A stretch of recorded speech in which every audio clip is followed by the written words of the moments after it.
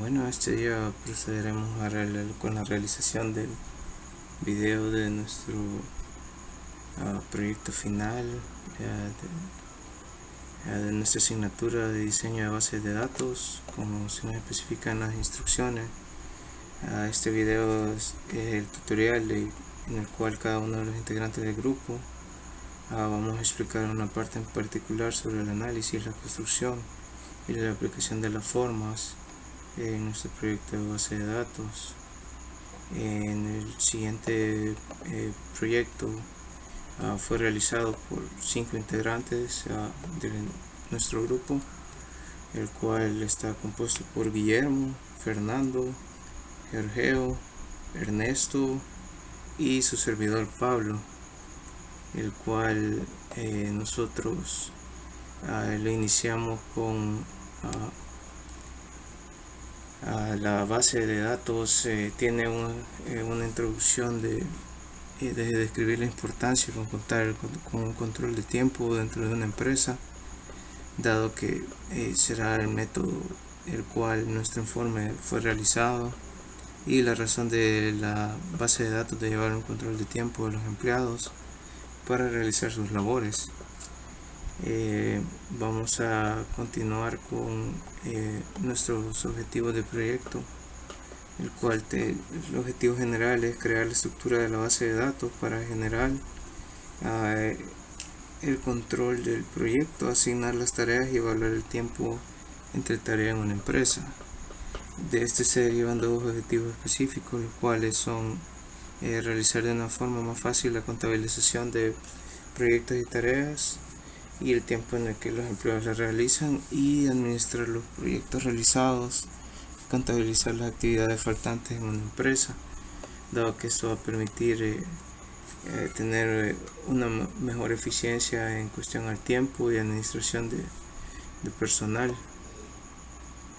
Los alcances de nuestro proyecto: se espera lograr que con esta base de datos se pueda gestionar el control de las actividades, se pueda controlar las métricas de un proyecto, asignarlas y evaluar el tiempo entre tareas asignadas. Se espera también que la base de datos diseñada tenga un control de actividades planificadas, ya sea trimestral, semestral o anual. Al momento contamos con ciertas limitaciones en el proyecto, que sería el no haber comprendido la manera de gestionar la base de datos, no poder contar con el tiempo suficiente para hacer todo el proyecto, y la disponibilidad de reunirnos para trabajar en grupo, y los recursos limitados para este mismo. Partimos ya en las etapas del proyecto, donde nosotros especificamos cada uno de los campos donde se iba a derivar nuestro modelo de base de datos. Acá lo tengo está un poco más detallado, con una mejor resolución. Voy a partir explicando la primera tabla, la cual contiene los datos por los que se debe partir, dado de que, como en todo el sistema actual, en una base de datos se tiene un usuario, una contraseña por motivos de seguridad y de identificación, el cual nosotros declaramos en esta tabla, que tiene el campo de username, el cual tiene como una característica que es una variable que va a almacenar letras a máximo 16. Luego tenemos un campo para el email del usuario, el cual también es una variable que almacena letras con un máximo de 255. La contraseña, la cual nosotros la diseñamos para que almacene un máximo de 32 caracteres. También tiene un campo de la hora que fue creado el usuario, y también está el campo primario, que es el ID del usuario, el cual es una variable entero. Esta variable deriva a la siguiente tabla, que es el proyecto del usuario, que es la hora que fue creada y la hora que se actualiza. Contamos con dos campos más, que son siempre el proyecto de identificación del proyecto, que es una variable entera, y el usuario, el ID del usuario, que es una variable entera también. En ese momento mis compañeros continuarán explicando un poco más acerca de cómo está organizada nuestra base de datos y cuáles son sus llaves primarias.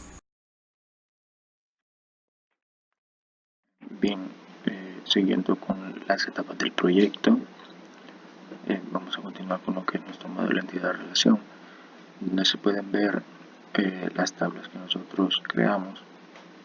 Por ejemplo, tarea usuario, con su tarea, con su ID de tarea, ID de usuario.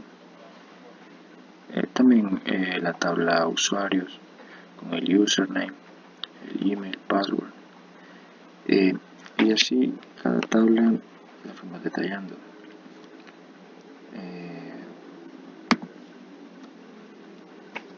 Nuestro diseño lógico está de la siguiente manera. Como se puede ver acá, el usuario va a tener el username, el email, el password y su ID.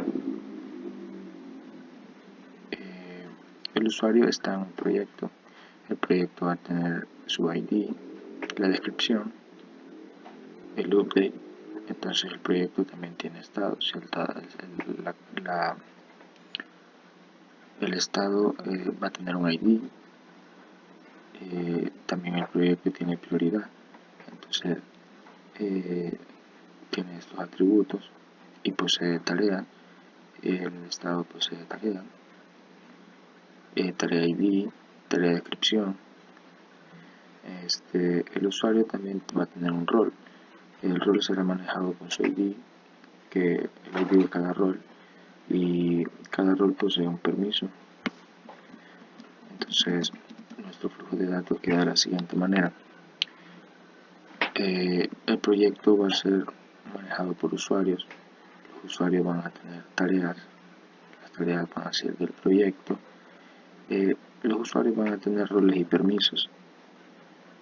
Las tareas van a tener su respectivo historial estado de tarea, que será manejado por el tiempo de área.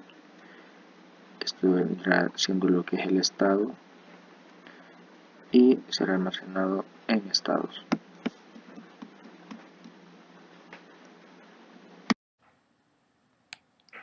Ahora les explicaremos la normalización de nuestra base de datos, pero antes vamos a ver una breve descripción de qué es normalización.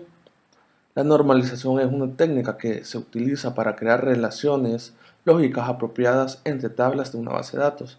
Eso nos ayuda a prevenir errores lógicos en la manipulación de datos y facilita también agregar nuevas columnas sin romper el esquema actual ni las relaciones entre las tablas. En nuestra base de datos solo hemos ocupado 3 formas normales. Existen más. Serían la primera forma normal, segunda forma normal, tercera forma normal. La primera forma normal trata sobre las columnas repetidas deben ser eliminadas y colocadas en tablas separadas. Eso lo podemos ver en que las tablas quedan con las columnas propias de cada identidad y evitando la duplicidad de datos. Al aplicar esta forma normal, las tablas nos quedaron sin columnas repetidas. La segunda forma normal se aplica si y solo si la tabla está en primera forma normal. Y esta nos dice que todas las dependencias parciales deben ser eliminadas y separadas dentro de sus propias tablas y pudiendo ser identificadas con su propio identificador.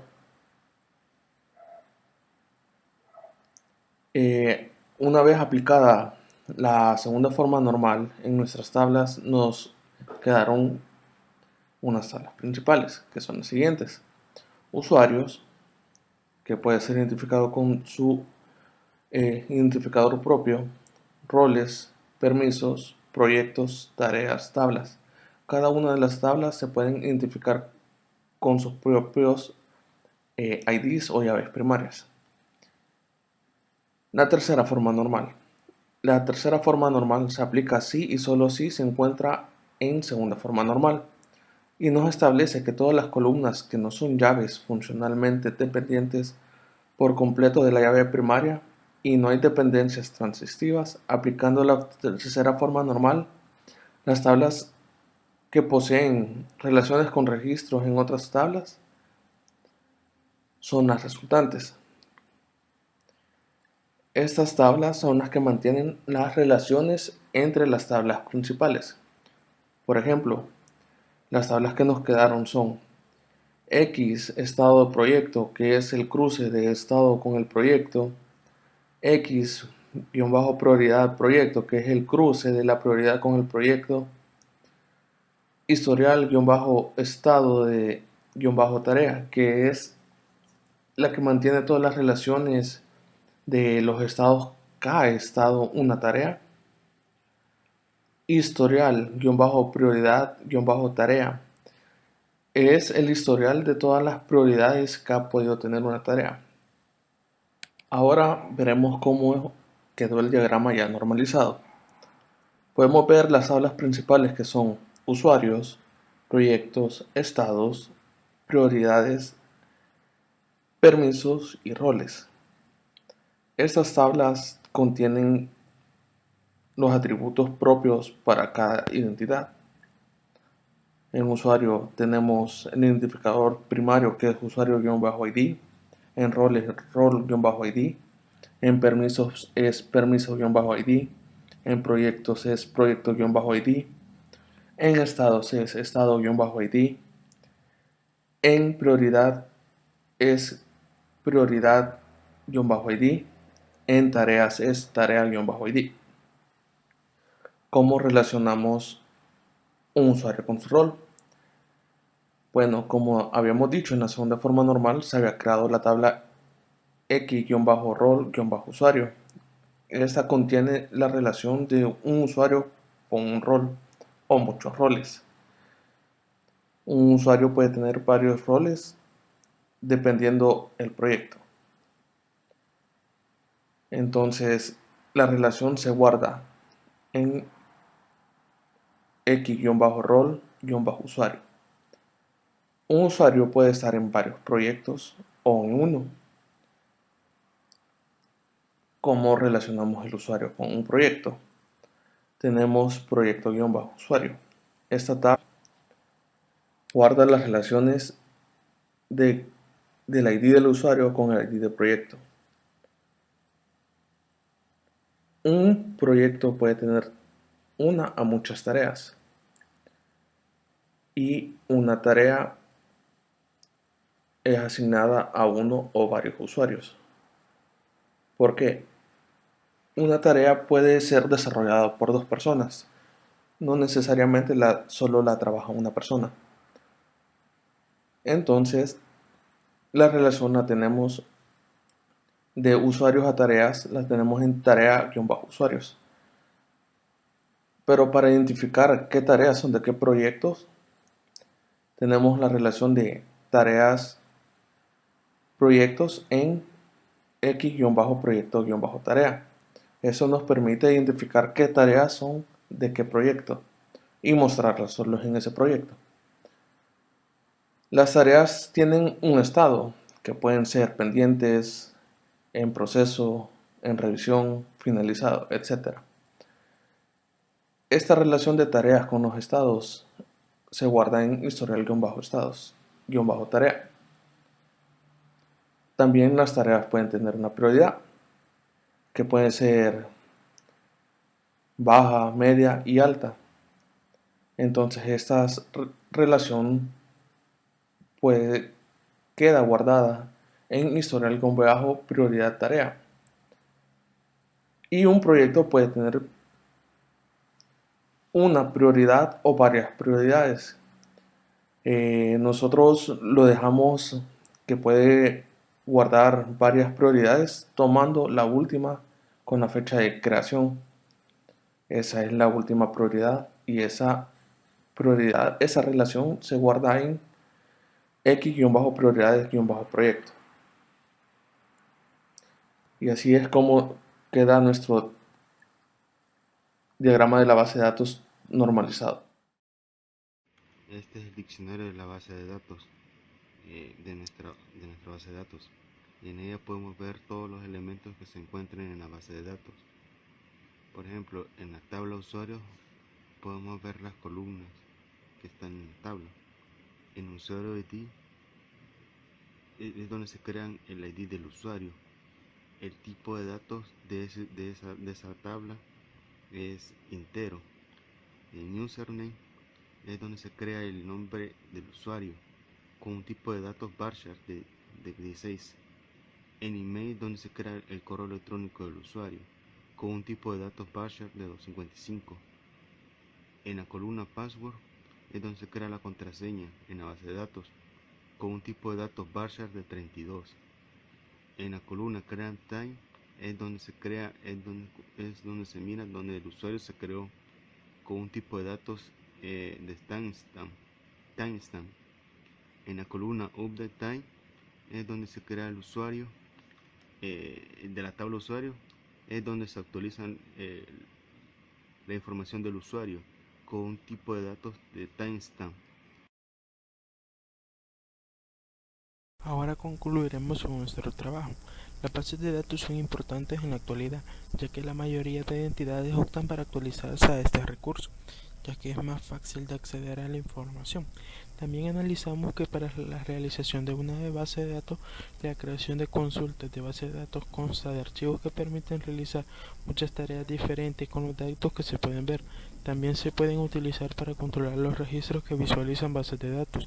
Las consultas no contienen información de bases de datos, sino tan solo las instrucciones necesarias para seleccionar los registros y campos requeridos de una base de datos. Es muy importante al observar el proceso que se sigue en las organizaciones para determinar los requerimientos que se necesitan para la elaboración de un sistema, y para ello se recurre a varias técnicas de recopilación de información para que el proyecto satisfaga las necesidades de los usuarios, ya que ellos son los que interactúan, que es el que está en pleno contacto con él o la interacción con ellos. Algunos de los aspectos aprendidos y que de gran peso es la base de datos, sus definiciones, requerimientos, ventajas y características, donde podemos decir que la base de datos es colección de datos o información usando para dar servicios a muchas aplicaciones al mismo tiempo. En cuanto a nuestra base de datos, concluimos que será una manera más fácil de llevar el control de tareas de un usuario, ya que nuestra finalidad es agilizar el tiempo y la administración en cuanto al control de las actividades realizadas. Con esto concluimos nuestro proyecto de base de datos. Gracias.